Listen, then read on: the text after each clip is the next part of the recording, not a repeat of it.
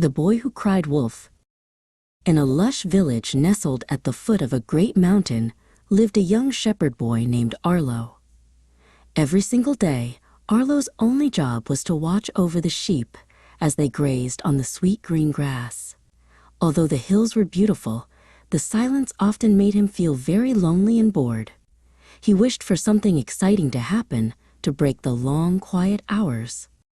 One sunny afternoon, while leaning against a gnarled old tree, Arlo had an idea for a prank to cure his boredom. "What if I gave the villagers a little scare?" he whispered to himself with a mischievous grin. He imagined the excitement of everyone rushing up the hill to help him. He thought it would be a very funny game to play on the hard-working people below. Arlo took a very deep breath, stood tall, and screamed as loud as he possibly could. "Wolf! Wolf! There is a wolf trying to eat the sheep." His voice echoed across the valley and reached the ears of the farmers and workers in the village. He tried his best to sound terrified, even though he was secretly giggling inside. Down in the village, a farmer named Silas and a woman named Alara heard the cries. They immediately dropped what they were doing. Silas grabbed his heavy scythe while Alara picked up a sturdy wooden branch. They began to race up the steep, rocky path to save the boy and protect the flock from the fierce beast.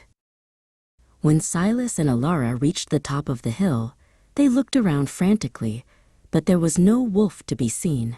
Instead, they found Arlo rolling on the grass, clutching his stomach as he laughed.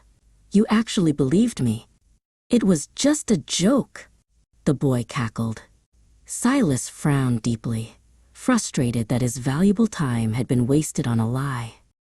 A few days later, Arlo found himself feeling bored once again. Despite the warnings he had received about lying, the urge to play the prank was too strong. He stood up and shouted again, "Wolf! Help! There is a wolf up here!" This time, he made his voice sound even more desperate, pretending to be in grave danger.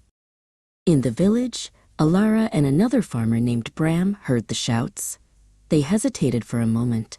"Perhaps it is real this time," Alara said with a sigh. Even though they were tired, they climbed the hill once more. But just like before, Arlo greeted them with nothing but laughter. The villagers walked back down the hill, feeling angry and promising never to believe him again. Late one afternoon, as the sun began to dip behind the mountain, a dark shadow crept out from the forest. A real, hungry wolf emerged from the trees. Arlo's eyes grew wide as he saw the wolf's sharp teeth and golden eyes. "Wolf! There is a real wolf here. Please, help me!" Arlo screamed, but this time, his voice was trembling with genuine terror. Down in the valley, Silas and Alara heard Arlo's frantic screams. However, they simply continued with their chores. "That boy is just playing his games again," Silas remarked without looking up. "We won't let him fool us a third time," Alara added, shaking her head.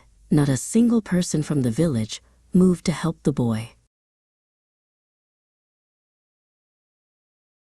The next morning, the villagers found Arlo sitting under the old tree, weeping bitterly. Many of his sheep had been chased away or killed by the wolf.